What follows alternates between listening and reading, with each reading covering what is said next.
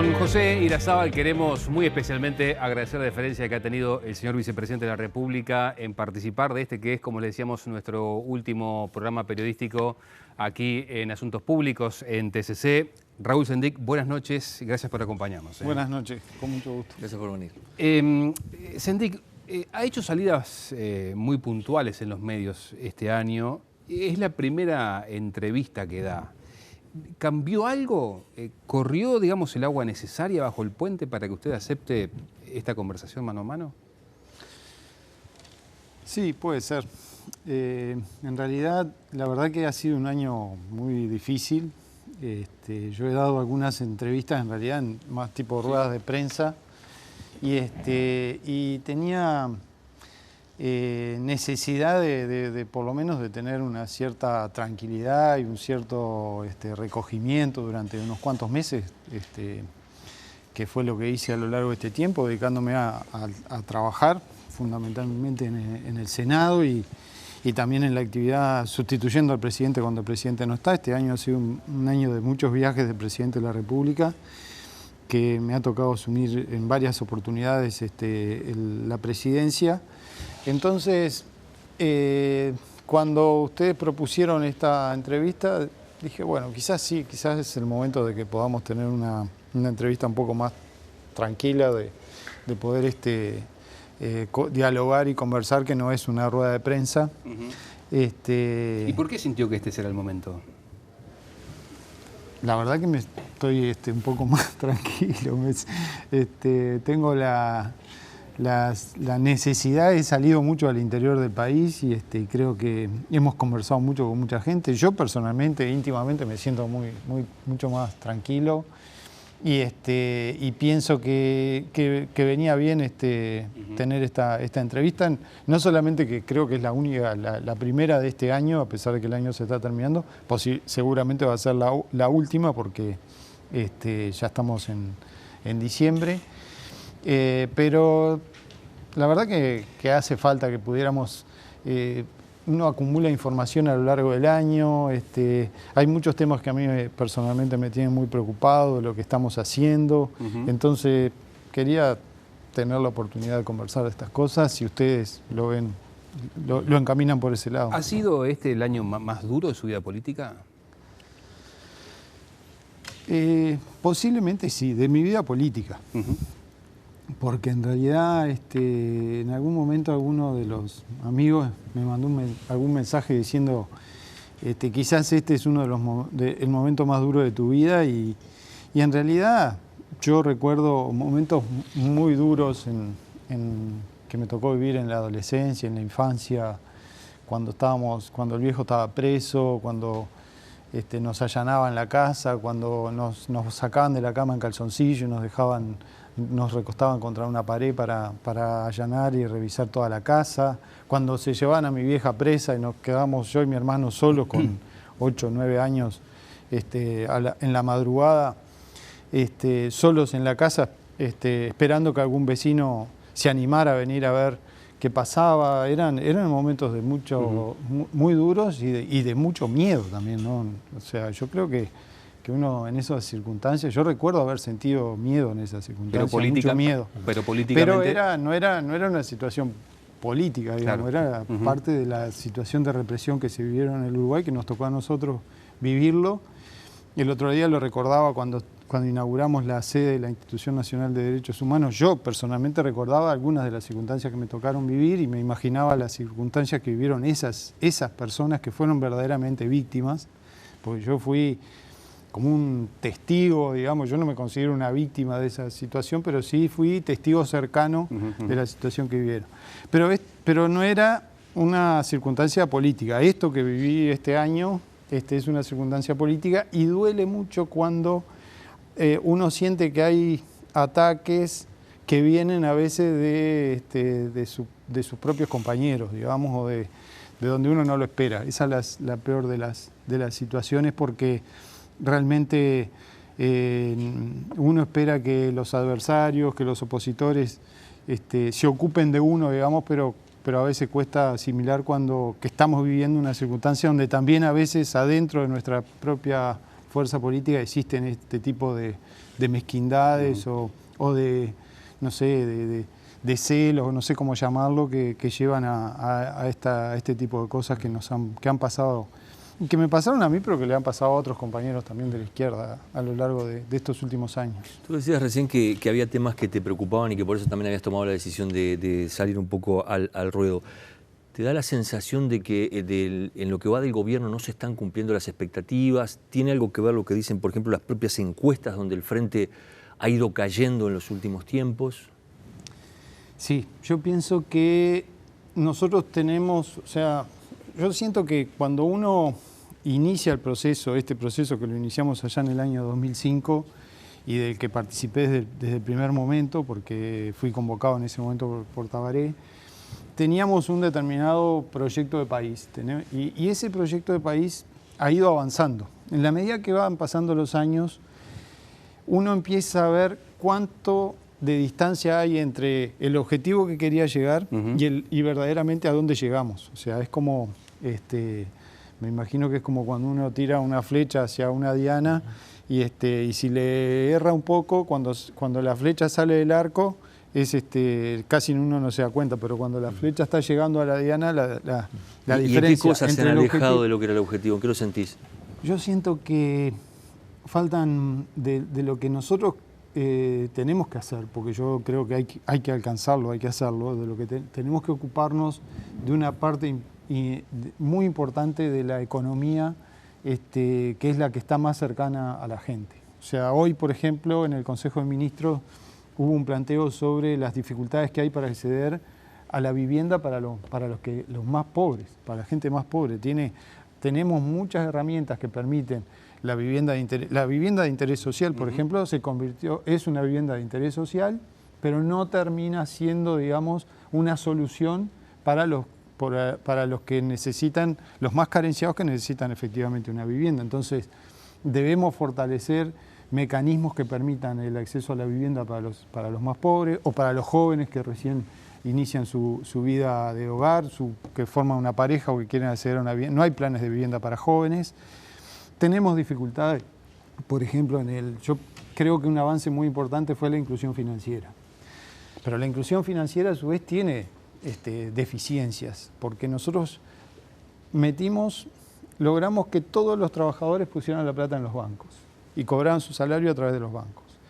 No le exigimos a los bancos contrapartida sobre eso. Entonces, los bancos no tienen crédito para vivienda, los bancos no tienen créditos sociales, no hay crédito para la pequeña y mediana empresa dentro del sistema financiero, no hay microfinanzas en el Uruguay, no hay una política de microfinanzas. Entonces, es como que esa contraparte que el sistema financiero tenía que aportar y debe aportar, yo creo que tenemos que buscar los mecanismos que permitan que el sistema financiero aporte parte de su negocio, lo dedique a estos sectores que necesitan. Por ejemplo, el otro día me reunía con la Cámara de Empresarios del Uruguay, CEDU se llama, y ellos decían que hay diferencia importante de los aranceles que las tarjetas le cobran al bolichero o al estacionero, al pequeño almacenero, que paga un arancel de un 4.9%, y las grandes superficies pagan un arancel de un 1%. O sea, hay 3.9% de diferencia de arancel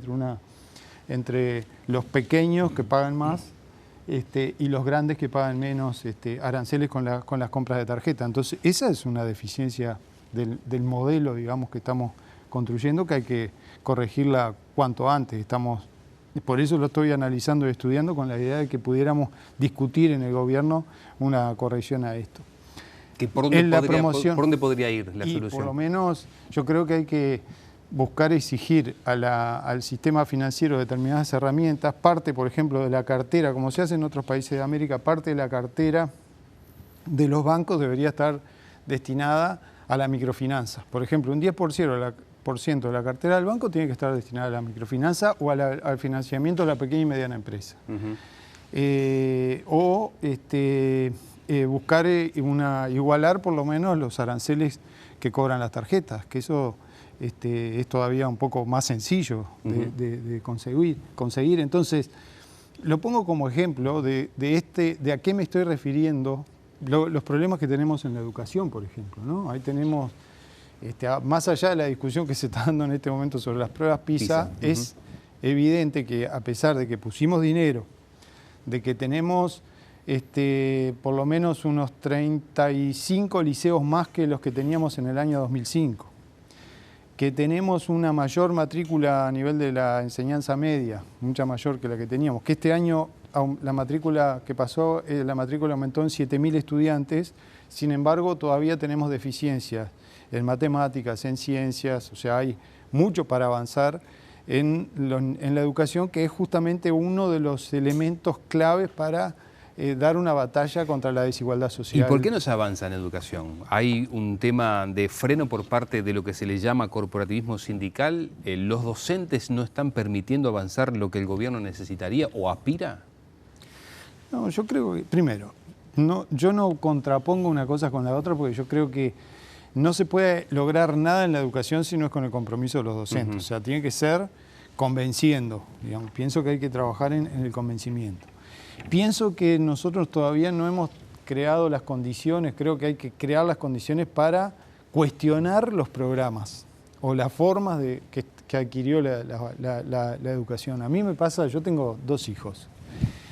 En la etapa que hoy están en la universidad, pero en la etapa que tuvieron más dificultad fue justamente en la educación, cuando pasaron por la educación media. Porque es donde las herramientas son menos eficientes. Yo siento, por ejemplo, que en la universidad hoy hay una plataforma de trabajo que abarca, que la usan casi todas las facultades, que le permite interactuar con los profesores, trabajar en grupo, hacer consultas, preparar trabajo, dar los exámenes incluso a través de la plataforma de informática desde la propia casa. Entonces, todo eso no existe en la secundaria, y nosotros tenemos que modernizar el sistema de formación a nivel de la educación media. Creo que tenemos que buscar más flexibilidad también.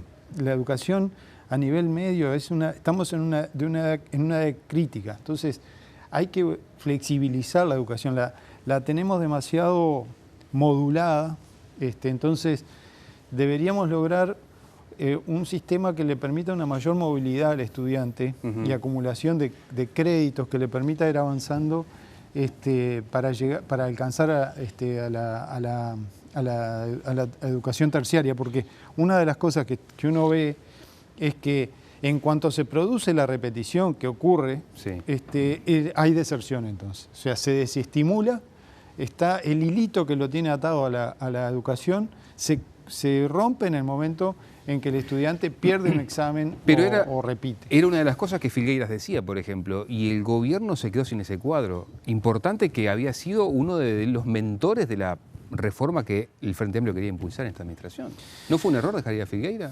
Yo creo que el problema es que esto se resuelve con un debate en colectivo, hay que trabajarlo. Yo lo conozco a Filgueira, incluso en aquellos foros que organizamos de Uruguay 2030, antes de las elecciones, él fue uno de los primeros expositores que nosotros invitamos cuando se planteó el tema de la educación. Y Fernando es una persona muy capaz y sabe mucho, pero nosotros necesitamos que todos los que saben busquen trabajar en equipo. Esto no se resuelve con 2 o 3 iluminados que resuelvan, sino que se resuelve generando ámbitos que comprometan al conjunto. Y necesitamos comprometer a los docentes, comprometer a las propias autoridades, comprometer a la familia y también a los estudiantes. ¿No fue una mala señal que nadie del Frente o del propio gobierno se hayan acercado cuando se presentó esta Fundación EDUI, donde estaba el propio Filgueira, donde está el propio Filgueira y otras personas relacionadas a la educación, que todas tienen por lo general digamos, una imagen respetable? No había nadie de la izquierda. ¿Qué pasó ahí? No sé, la verdad que no sé qué pasó. Yo algunas de las personas que están ahí, Renato Perti, por ejemplo, que creo que participa, es una persona con la que muchas veces he consultado, con muchos de ellos he consultado en los temas relacionados a la educación, porque efectivamente este es un tema clave del Uruguay y creo que desde hace ya unos años estoy por lo menos tratando de entender cuáles son las dificultades que tenemos y cuáles podrían ser las posibles soluciones. Creo que hemos avanzado igual. O sea, hemos logrado masificar más la educación, sobre todo a nivel medio, hemos logrado avances importantes en la educación primaria, descentralizamos la educación terciaria y la llevamos a todo el interior del país, que creo que es un paso, pero tenemos todavía ese centro, digamos, de dificultad que está radicado en la educación media, que es donde más nos preocupa. Vicepresidente, la inseguridad y la renuncia de Bonomi son de las cosas que más se escuchan en la calle. ¿El gobierno no pensó en generar en algún momento un recambio en los cuadros del Ministerio del Interior para de esa manera generar a su vez un cambio, una nueva carta de crédito ante la opinión pública? Lo más importante es que nosotros podamos seguir avanzando en garantizar más seguridad. Yo creo que la sustitución del ministro y del subsecretario generaría un quiebre que nos pondría en una situación de mayor dificultad, digamos. Yo creo que tenemos que asegurar una continuidad de las políticas, digamos, seguir avanzando sobre la acumulación y experiencia que se ha ido haciendo. Pero nunca se evaluó, no es sencillo, nunca se ha evaluado, porque en realidad partimos de la base que han hecho una acumulación importante de experiencia que el gobierno no la puede dejar de lado, sino que más allá de los planteos que se han hecho y de muchas de las interpelaciones y las discusiones que hemos tenido a nivel del Parlamento con la oposición, es importante que la base, digamos, los cimientos sobre los que hemos venido trabajando en los temas de la seguridad se mantengan firmes. Bien, Sendik, tenemos que ir a una pausa muy breve, pero antes le quiero preguntar sobre el capítulo ANCAP. ¿Por qué decidió presentar un escrito de 120 páginas en el juzgado que analiza el caso? Porque había denuncias, por lo menos hay 4 escritos con denuncias que presentaron los distintos partidos que participaron de la comisión investigadora. Ustedes saben que yo desde el principio, primero fui partidario de que hubiera una comisión investigadora. Fui uno de los que incluso convencí a mis propios compañeros del Frente Amplio de que debíamos apoyar una comisión investigadora. En segundo lugar, después que pasaron los meses, e incluso concluido el trabajo de la investigadora, pasaban los meses y la denuncia a la justicia no se llevaba, yo mismo dije que si no llevaban la denuncia, yo por lo menos iba a llevar a la justicia toda la información de la comisión investigadora para que la justicia determinara cuáles eran los delitos que se habían cometido en ANCAP. La oposición llevó 4 documentos, no hay una sola acusación concreta, digamos, ni un delito que hayan identificado como para ir y decir a la justicia aquí ir a denunciar un delito, sino que pusieron en conocimiento de la justicia una serie de hechos con apariencia de irregularidad, pero que no configuran o que no pueden asegurar que configuren delito.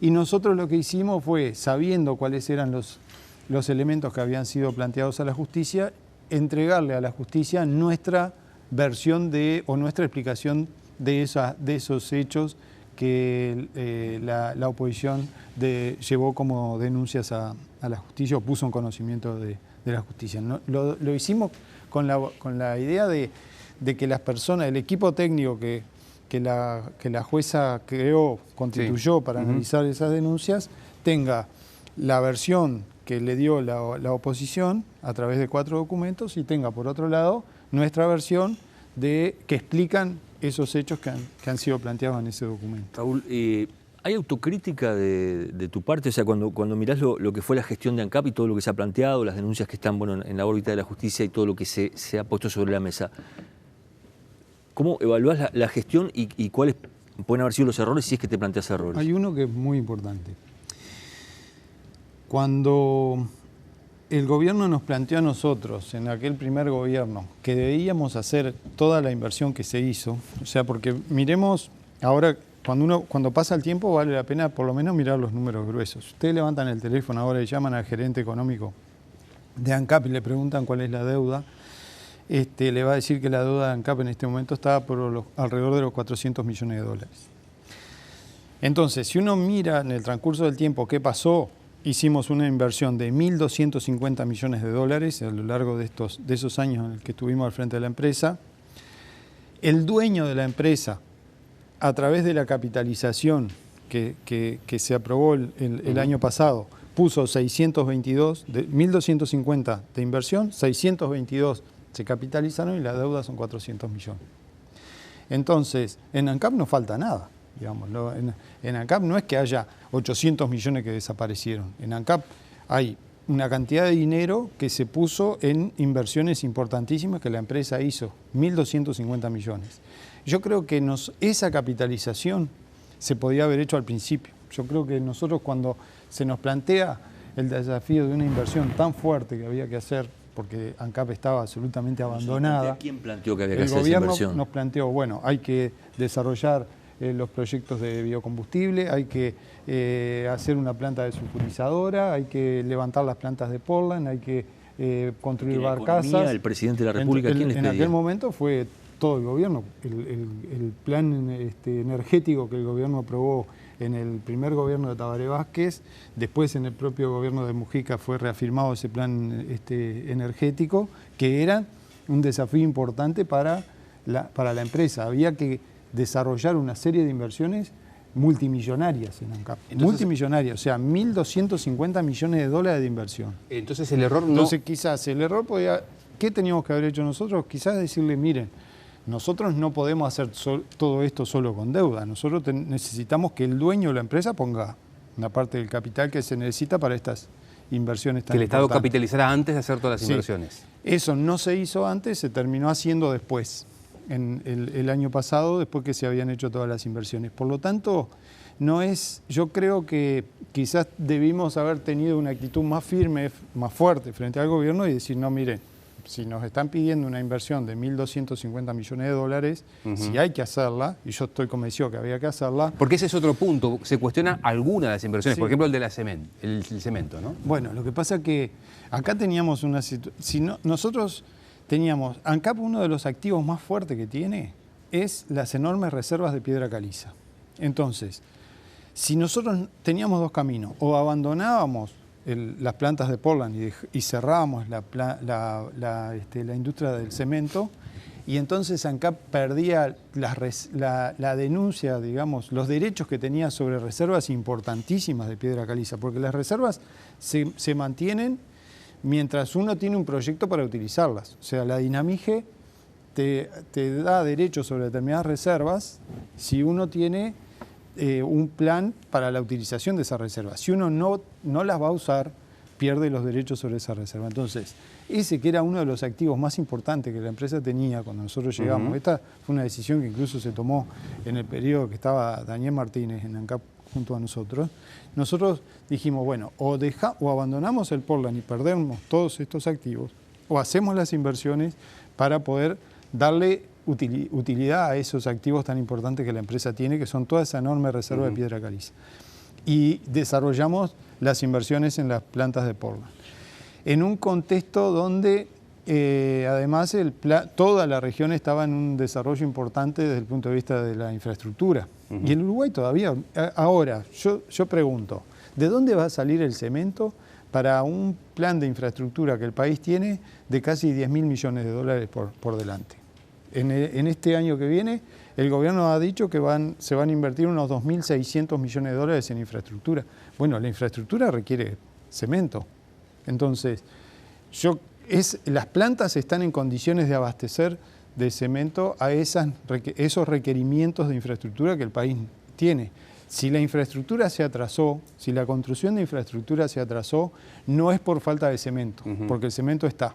El problema es que nos faltan carreteras, nos faltan puentes, nos faltan puertos, y todo eso va a requerir, incluso la nueva planta de celulosa va a requerir cemento también. ¿Y se impone el cierre de alguna de las subsidiarias de ANCAP?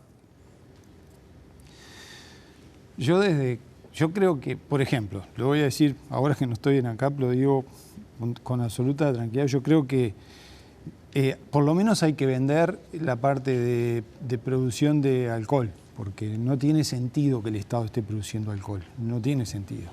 O sea, creo que eso perfectamente lo puede hacer un privado. Nosotros intentamos en más de una oportunidad y no aparecía no aparecieron interesados en... Cava, ustedes saben que se había vendido, volvió a manos del Estado porque fue un fracaso la privatización en su momento, en manos de Morrison, que era una empresa extranjera. Creo que ahora se está vendiendo Carboclor, que es la empresa, la petroquímica que tenemos en Argentina, que creo que ojalá se pueda vender a un buen precio. Creo que no sería bueno perder las reservas de gas y petróleo que hay en Neuquén, que creo que no es una experiencia, por lo menos no es un mal negocio. Y después en el resto de las subsidiarias no creo que haya necesidad de cambiar nada, porque en realidad están todas las inversiones. ANCAP es de las empresas que menos inversiones tiene que hacer en este periodo, porque todas las inversiones están prácticamente hechas, ¿no? Me gustaría, para ir cerrando este tema, una valoración política. Tú decías recién que fue una decisión que tomó todo el gobierno y que incluso los gobiernos del Frente Amplio tomaron esa decisión de hacer esa inversión. ¿Sentís como que te dejaron solo en el sentido de que esa inversión parece haber sido una decisión que tomó Sendik cuando estaba al frente de ANCAP y que todo el tema ANCAP se relacione contigo?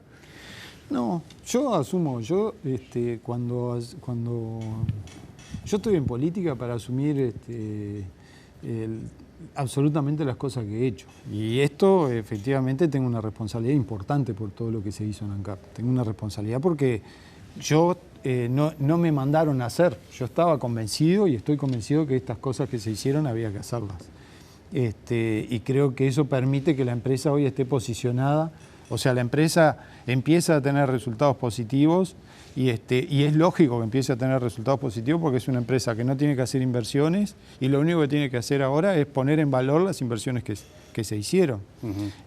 Creo muy importante esto que está pasando con los estacioneros porque efectivamente había que hacer un cambio en la modalidad de distribución de las bonificaciones entre los estacioneros porque hay una concentración muy grande de las bonificaciones en un pequeño grupo de grandes estacioneros, de estacioneros muy poderosos, y creo que hay que defender al estacionero chico, que es el que tiene mayores dificultades. Ahora, tú decís entonces que... pero no creo que, no siento que haya quedado solo porque yo a lo largo de todo este periodo he tenido un apoyo muy importante del presidente Tabaré Vázquez, con el que tengo una relación muy fuerte, muy estrecha, y dialogamos, no dialogamos diariamente, pero dialogamos 2 o 3 veces por semana. Y otro respaldo muy importante ha sido el de Pepe Mujica, que fue presidente de la República y que cada una de estas decisiones que se tomaron en ANCAP siempre contaron con su respaldo. 30 segundos antes de la pausa, tú decís entonces que estos resultados positivos que ahora está mostrando ANCAP no necesariamente están vinculados a las medidas que adoptó el nuevo directorio, sino que vienen como consecuencia del, por ejemplo, el proceso de inversión que tú como presidente de ANCAP habías resuelto hacer. No, yo creo que hay de las dos cosas. Yo creo que hay inversiones muy importantes que se hicieron y que ojalá nosotros hubiéramos encontrado a la empresa con esas inversiones cuando llegamos a gestionar la empresa, pero también creo que hay un esfuerzo que ha hecho el actual directorio que es muy importante para mejorar la situación de la empresa, que además tiene una relación estrecha tiene una mejor coordinación que la que yo tuve con el Ministerio de Economía y eso facilita las cosas. Así que yo francamente creo que se debe tanto por un lado a lo que hicimos todos nosotros los que estuvimos en ANCAP, me refiero a todos los que estuvimos en la empresa y a los 2 gobiernos anteriores, y se debe también al esfuerzo que ha hecho este directorio con este gobierno para mejorar las condiciones de la empresa. Bien, pequeña pausa, Pepe. Tenemos más preguntas para hacerle al vicepresidente de la República. Ya venimos.